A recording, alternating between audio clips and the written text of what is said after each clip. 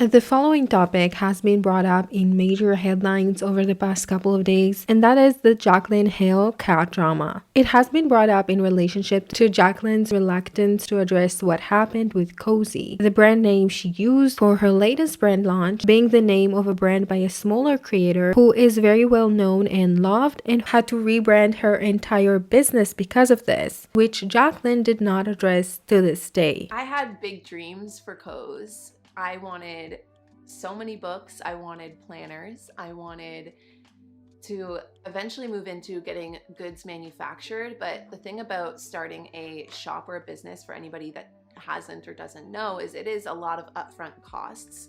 So there was the cost of incorporations, there's the cost of lawyers for shipping, for a lot of different things. And trademarking is something that I originally didn't do. I was very naive in the business world. Incorporating in Canada definitely gave me some protection, but not enough protection. And it's no excuse, but I naively thought that nobody would, in the same realm that I would care about, come up with the same thing. And so I figured one day I would trademark. Life went on and I just didn't, and that was definitely my mistake. The cat drama had some people saying that it's crazy that this is drama now, and some people might think it's funny, but I actually think that this needs to be addressed. So Jaclyn posted an Instagram story about a cat who came to her house and started to beg to be let inside. So I guess someone DM'd Jaclyn and said, why can't you let her in? And I guess this is something that she got a lot from people, because then Jaclyn posted on her Instagram story and listed the reasons why she cannot give this cat a home. She said, 1. I am insanely allergic to cats. I have to wash my hands the second I step inside and wash my clothes immediately. I've also taken Claritin every day. The dogs will literally end up killing her. Lolly and Tipsy hate her. I don't want her clawing my furniture, and I refuse to declaw her because it's inhumane. So obviously declawing cats is inhumane and it's not an option. Like, just because a cat does what a cat does, it doesn't mean that it's okay to declaw them. But all of the above tells us that Jaclyn's house is not a good home for this cat, and that is okay. What's not okay is that she keeps calling this cat my cat, and yet she lets her stay outside of the house without shelter, and especially with this crazy weather we've had this winter.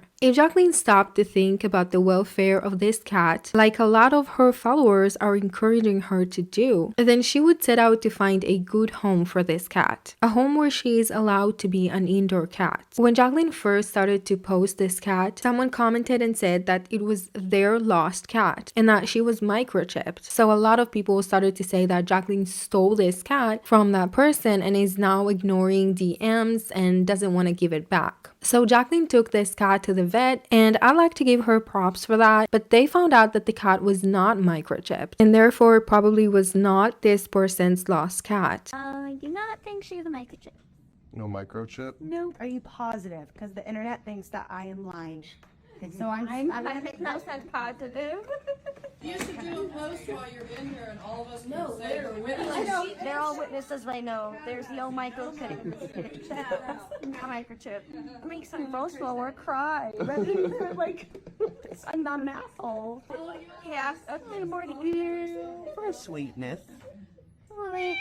Jaclyn posted this on her story. She said, okay, let's talk. For the past few days, I have been dealing with hundreds, possibly thousands of people messaging me telling me that I stole someone's cat or that I won't give her cat back, etc. So for those of you who don't know the situation, someone on the internet claimed that it was her cat. She said she lost the cat 4 months ago and she is microchipped. Jordan and I already knew that she wasn't chipped, but I swear I even started questioning myself, thinking that I did something wrong because of all of these comments. So we took her to a vet and recorded it to show the internet proof so people can possibly leave me alone about this. So she basically was like, see, I'm not a liar. This cat was not microchipped, and so it's okay. And it's understandable that she'd want to clear her name if this cat is not microchipped. But statistically, lives of cats on the street last about 2 years, when a cat that lives as an indoor cat can live up to 26 years, or maybe even more. Cats actually live very tragic lives on the streets and frequently meet their ends by cars, other animals, bad people, diseases, starvation, and weather exposure. That is the sad reality. And there are, of course, cats who are doing much worse than living in Jaclyn Hill's patio. But the bottom line is what Jaclyn needs to do at this point is to find this cat a home where the people are not allergic and where it's a safe environment for the cat to be with no cat eating dogs, and where people wouldn't mind buying her a scratching post and obviously allowing her inside. With Jaclyn's massive platform and reach, this really should not be difficult. There are people who are willing to adopt. The bigger the reach and influence you have, the easier it's going to be to find a home that is a good fit for this cat. I went through a process like that not so long ago with a stray cat as well, and I can tell you that the odds of finding a good home for a pet is how many people see your post, because then the odds of finding a good match